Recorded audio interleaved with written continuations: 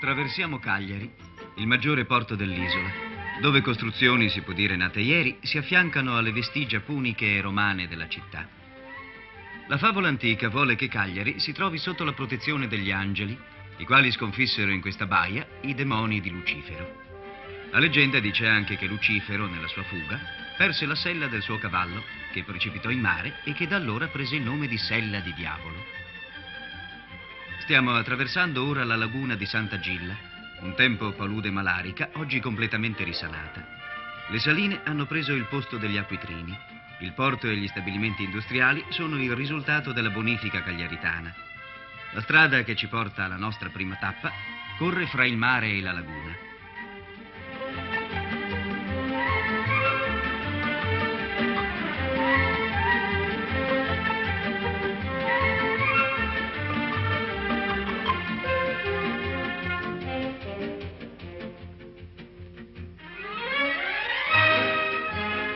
Poi si addentra e attraversa il verde. La percorreva un secolo e mezzo fa un viceré per recarsi nel suo rifugio di campagna, lo stesso che oggi noi visiteremo.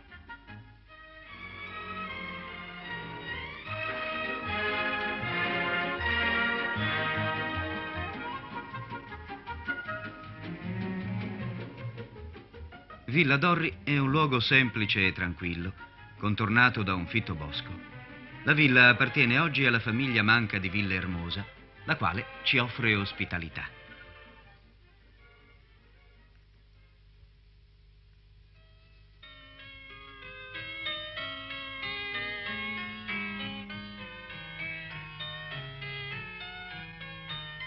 Internamente la villa rivela un gusto raffinato.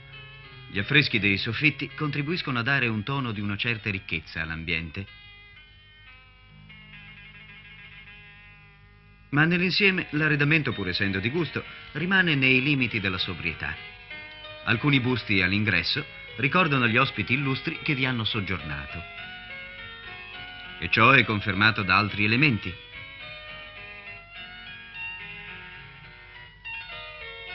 E dall'abitino battesimale, tenuto gelosamente sotto vetro, indossato dalla piccola figlia di un re, Maria Cristina di Savoia, divenuta poi venerabile. E a questo punto ci sia concessa una breve finzione. Immaginiamo di visitare questa villa circa 150 anni fa, quando, come abbiamo già accennato, vi soggiornava un illustre personaggio di quei tempi.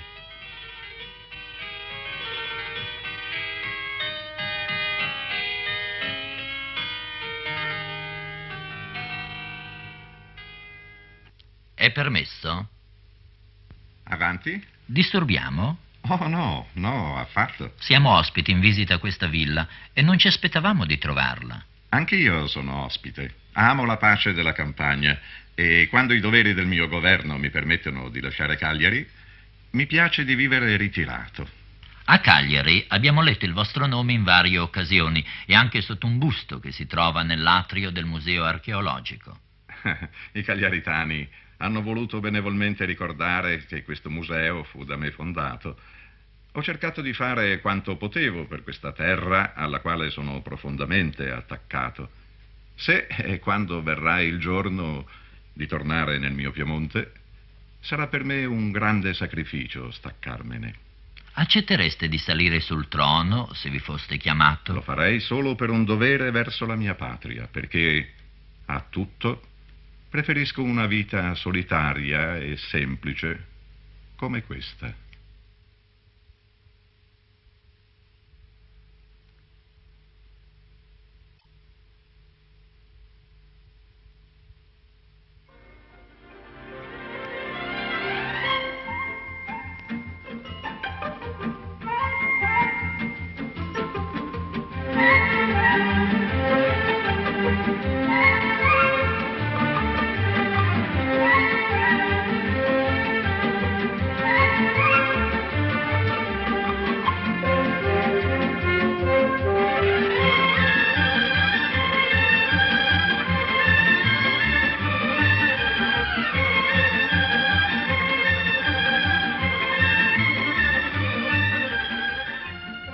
Seguendo la strada litoranea, siamo diretti verso Nora, la più antica città della Sardegna.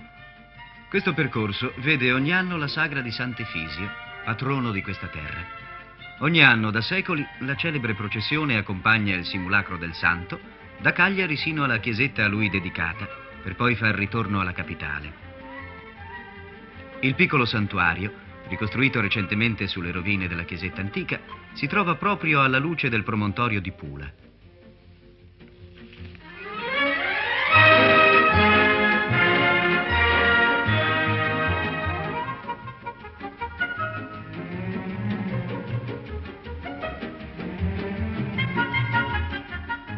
Nora è una città sommersa. Al tempo dei Romani era già antica, perché la sua origine si inabissa addirittura nelle epoche preistoriche. La torre cinquecentesca, posta a difesa dei barbareschi, è in confronto opera di ieri. Inoltriamoci con la macchina per questo selciato, dove risuonò il passo delle legioni romane quando Nora era un fiorente municipio ricco di commerci.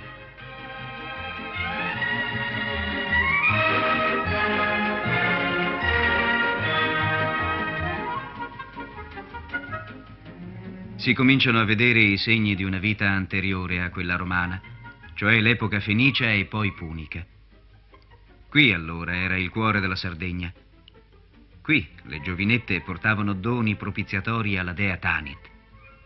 I romani vi costruirono uno dei loro teatri all'aperto, che i lavori di scavo hanno riportato alla luce.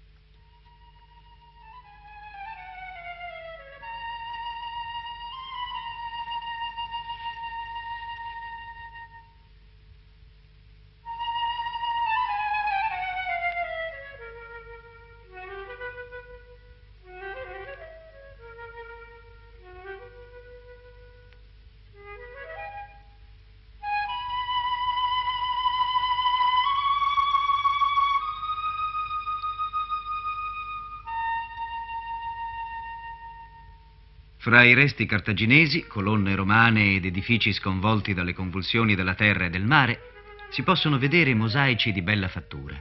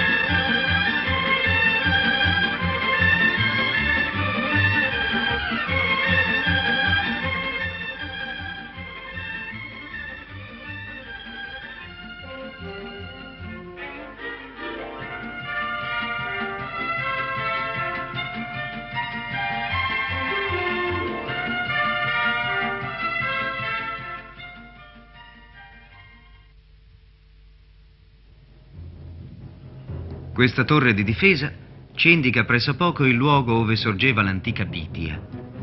Nel 1933 una forte mareggiata ha messo allo scoperto una parte della metropoli, nella quale, oltre a una statua in arenaria del dio Bes, sono state trovate gustosissime terracotte puniche. Esse simboleggiano i malanni da cui erano effetti i postulanti, emicranie,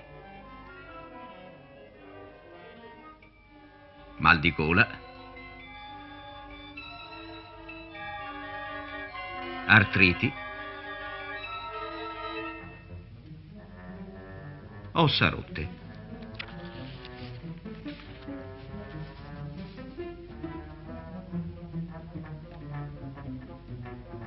E questa statuetta raffigura l'eterno ipocondriaco.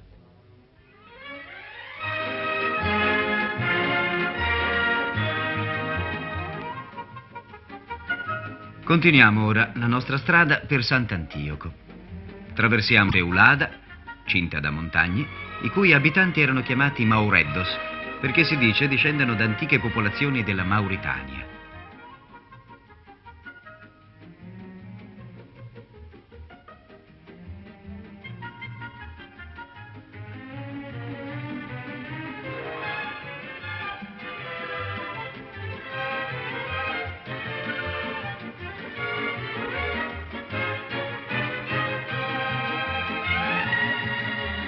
Sant'Antioco è sostanzialmente un'isola, ma è collegata alla costa da un istmo che corre sull'antico stagno di Santa Caterina, oggi trasformato in pescheria.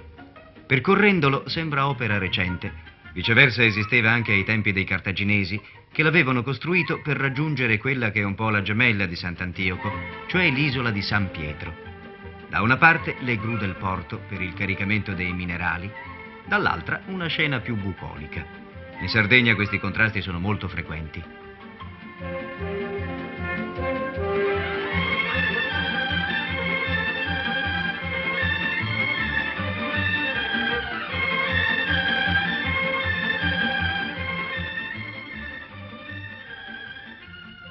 Siamo ormai giunti a Sant'Antioco e ci fermiamo sulla piazza dove una coppia sta ballando al suono dello strumento tradizionale di questa terra, la launedda.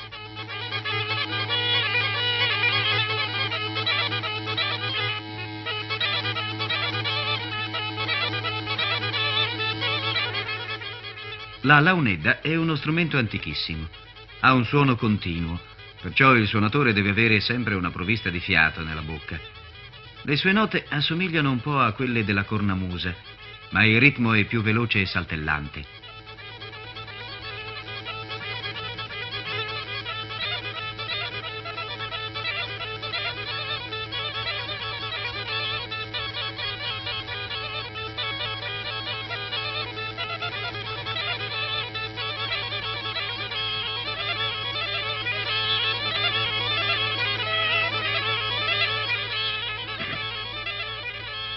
Nelle catacombe della vicina chiesa parrocchiale di Sant'Antioco troviamo un bassorilievo antichissimo. Forse è un suonatore di launedda di allora?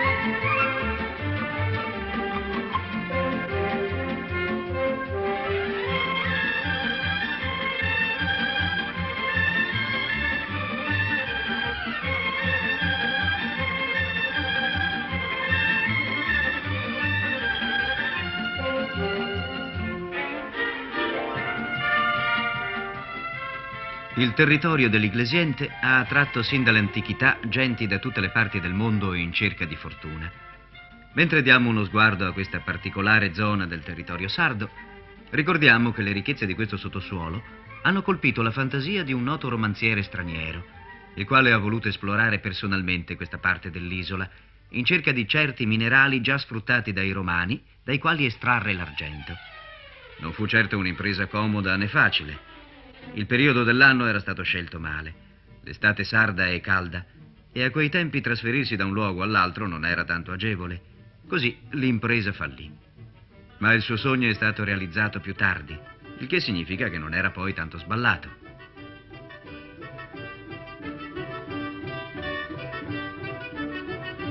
Oggi noi vediamo i minerali partire per lontane destinazioni anche per via di mare, con sistemi di caricamento diretti dalla miniera alla nave. Lo sfortunato ricercatore di oltre un secolo fa ci ha parlato di questa sua impresa in un epistolario molto vivo, seppure spesso amaro per le disavventure della sua inutile esplorazione.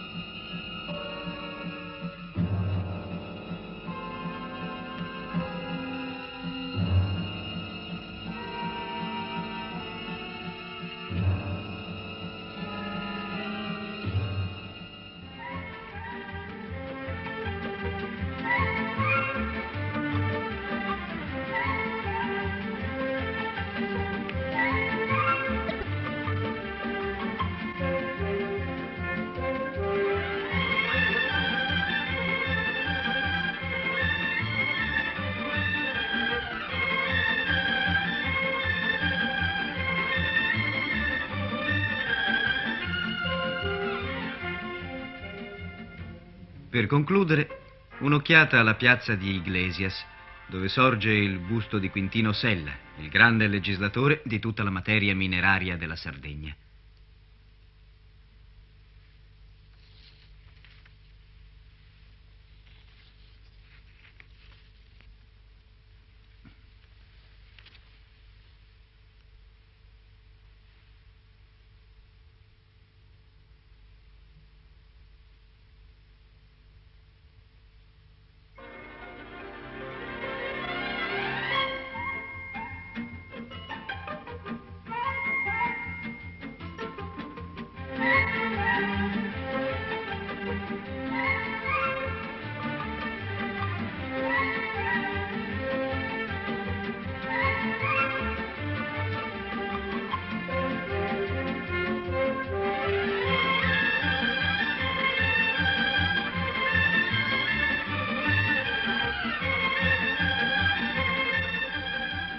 Santa Giusta è un paesino tutto raccolto intorno alla sua chiesa. È una costruzione di purissimo stile romanico e risale alla metà del secolo XII. La facciata è lombarda e il portale con i due leoni gustosamente arcaici di stile pisano.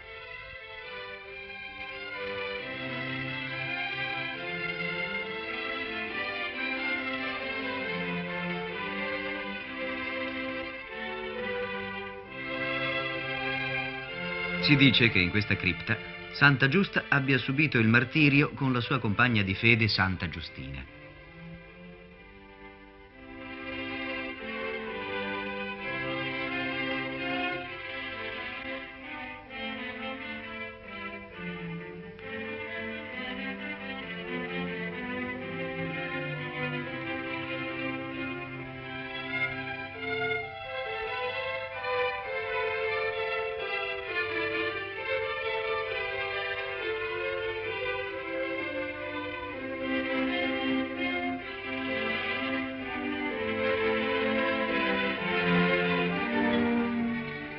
Ed ora, per rispetto alla tradizione, che ne dice se andiamo ad assaggiare un po' di vernaccia? Questa che bevo è vernaccia, uno dei vini prodotto dalla mia terra, quello che io preferisco. Noi tutti di Santa Giusta conosciamo la leggenda di questo vino.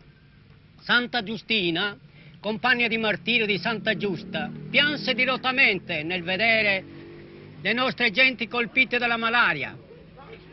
Le sue lacrime caddero su questa terra e di qui il viticcio della vernaccia.